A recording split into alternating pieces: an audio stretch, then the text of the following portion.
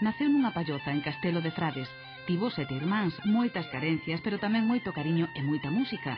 Traballou para sair adiante desde que era un cativo, nun montón de cousas diferentes. Foi peón, mineiro, zapateiro, conductor de tranvías, traballou na Pegaso e, por suposto, gaiteiro. Cunha vontade de ferro, moito orgullo e co espírito de sacrificio que herdou dos seus queridos pais, conseguiu sair daquela pobreza. Cando se xubilou, mercou unhas terras e fixo unha casa en Campo Naralla, no Bierzo, e por primeira vez na súa vida comezou a ter tempo libre para dedicarllo á súa paixón, a gaita. A música dalle alegría e traille recordos. A súa palloza da Nened xa non existe, pero cando quedamos con el para falar aquí no Piornedo nunha palloza semellante, Eduardo reviviuno todo de golpe. Pañas, patacas e pan. Touciño e non moito, porque non...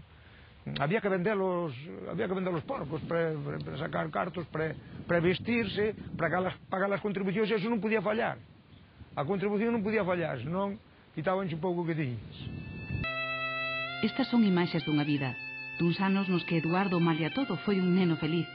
Por iso, cando lembra aqueles anos, cando fala dos enormes sacrificios que fixeron seus pais para sacar adiante aquela recua de fillos, non pode evitar que a emoción lle enche os ollos de bágoas. Di que tivo os mellores pais do mundo, adorábaos, e fala deles con inmenso orgullo. Tiñamos uns padres que nos enseñaron, non nos enseñaron a ler e a escribir moito porque os tempos non o permitían, pero sí que nos enseñaron unha educación. En Castelo de Frades vivíase como en todas as aldeas dos Ancares, de Cervantes, con moita penuria, con moito sacrificio, con moita esclavitud. Non se pasaba fame. Fame, di Eduardo, que aquí non había en Castelo de Frades, pero sí gana de moitas cousas, cousas de todo tipo, porque a necesidade é negra e ata os soños se volven imposibles. O de Eduardo era ser gaiteiro, e para iso loitou contra vento e miseria desde que era un neno. Un pequeno que lle sacou punto ao inxenio e que correteaba polos montes buscando a cana perfecta para facer unha gaita. Ti ibas a buscar as canas de sabugueiro, como lle chamades vos? Bantieiro. Bantieiro e todas as madeiras que utilizabas e metíaste no medio das silvas. Sí. E tua nai protestaba. Claro, reñía, pero que a ver que monta pañas e tal, a pesar de que ela me enseñaba. Ela enseñábame a música, os tonos de tal pieza, a ben bailar Carmiña, Cantaba, xa sabía? Sí, cantaba e bailaba moi bien, sí. Bailaba esa, e a moliñeira era a primeira moliñeira que conocín que me cantaba ela. Hai maruxiñas e que che furgue, cerrame as portas e apagame o lume, e a miña casa non quero que veñas, que sempre e nunca me empreñas. Iso é un estribillo moi coñecido, moi picante, non? Sí, para a época. Sí, bueno, despois dicía que non queres, ou que non sabes, ou que che faltan as habilidades. Bueno, pois xa tocaba as gaitas do Bantieiro tranquilamente. A ver, vamos por partes. A primeira cousa que ti tocaches, como era? Era non tiña fol, non tiña nada. Como un payón da gaita ahora, como un payón, pero máis largo. E afilaba na punta, pois cantaba no lume, nas brasas, quentaba e facía os furados. Marcabos, máis ou menos, poñía os dedos, e coubera unha separación, que non se me amontonaran os dedos, coubera unha separación, tal, que me collesen ben os dedos, porque ao manexalos non se me atrabancaran uns encima dos outros, e despois furabos.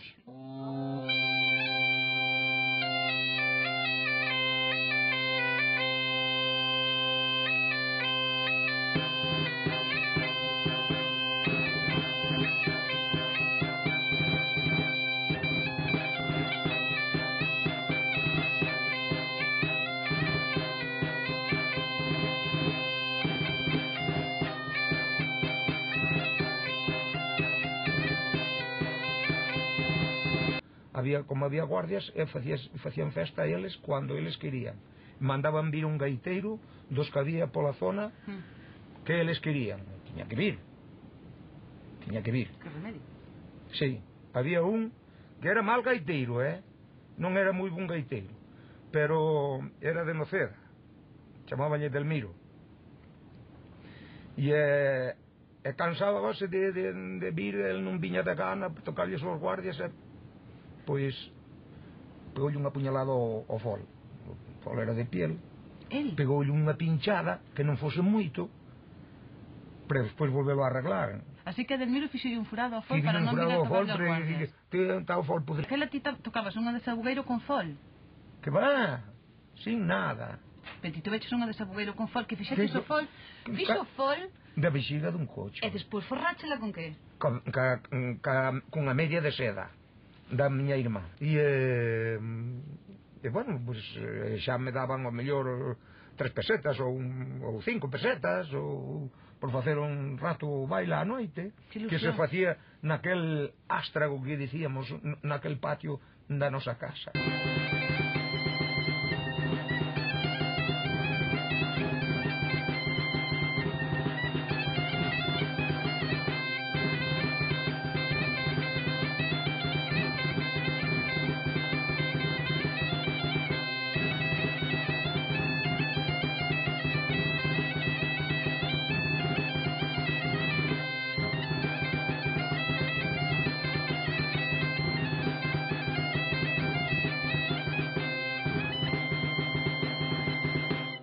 Ele non vía futuro, a gaita estaba moi ben, pero creces, maduras, pensas xa en outras cousas, e dice, isto acábase, isto hai que buscar outra alternativa, máis a máis.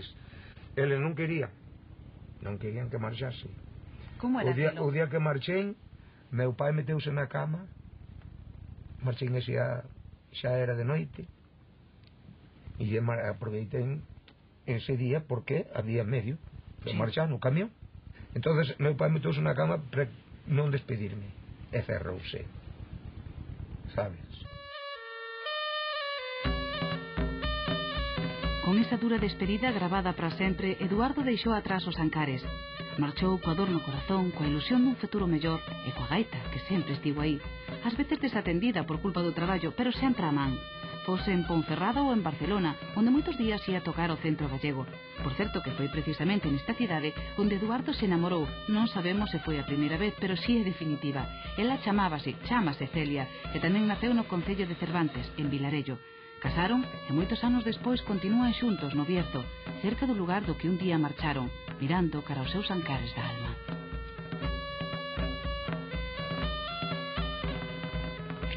Pasaron moitos anos. Non me tocou a lotería, nin a quiniela, pero eu fui sempre, e aínda tiño esa condición de que non se me meten na cabeza cousas imposibles. Pero aquilo que vexo que eu con sacrificio o podo conseguir, son como aquel río que marcha lentiño por un llano, que non se ve que corra a auga, pero para atrás non volve.